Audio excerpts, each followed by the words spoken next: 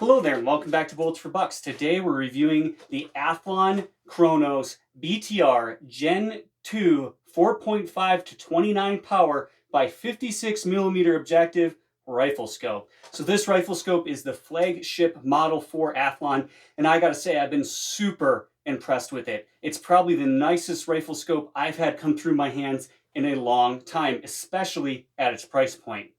So let's get started. First of all, it has a 56 millimeter objective, a 34 millimeter main tube, and it features, like I said, 4.5 power to 29 power, and that's pretty much the basics on that. It has a fast focus eyepiece that moves very smoothly and is locking, but it's underneath this cap, so I don't want to mess with it right now.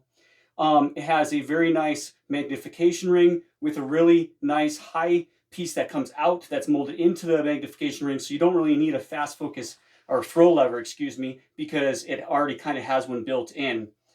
It has a very nice smooth feel to it. It's not grimy or gritty. It's stiff, so it's not going to move on you if you don't want it to, but it'll still move when you want it to easily.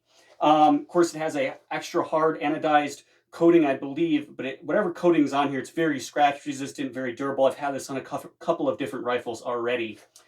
Then coming forward, you have these very nice open tactical turrets, and what really sets this one apart is it has numbers or indicator numbers. Let's see if I can turn this for you guys. It is a little bit off level here, but it has these numbers here so that you can start at 0. And by the way, it has a very positive hard wall 0 stop that you simply remove this turret to set the 0 stop. Very easy to set, and it stops very positively. There's no slop in it when it's set. On the scope body itself, it has an up and down arrow, and it also has revolution markings as you come up on the dial, so you know how many revolutions you've gone from 0.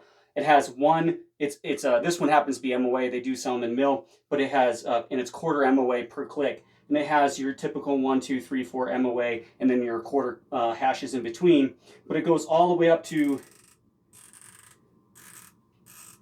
has numbering all the way up to 49 MOA, so you can just keep on dialing. You don't have to count as much in your head as you normally do. Then, as you can see here on the Windage dial, you have a very nice left and right indicator arrows, and then you have a nice knurled knob, just like the elevation knob. It has numbers 1 through 10, and it adjusts the same 1/4 MOA per click.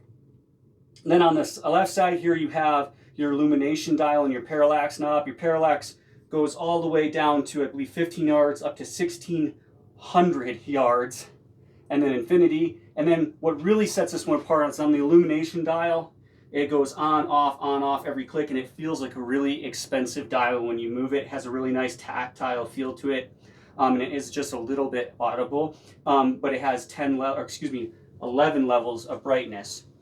So going back to the turret here, let's see if you can hear this.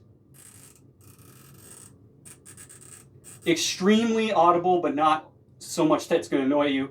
Super tactile. I mean, you can feel this, and this has the least amount of slop in the turret out of any scope I think I've ever used, even one's twice the price of this scope. I mean, it is just, there's no slop, there's no take up, there's no mushiness, it's just rock solid. I love the turrets on this. The glass is excellent, they're fully multi-coated, it's argon purged. Of course, it's 14.4 inches long, so it's actually quite short for its specs. And then it's 35.8 ounces. Anyways, go ahead and check out this Athlon Cronus Gen 2 BTR scope. It's a good one.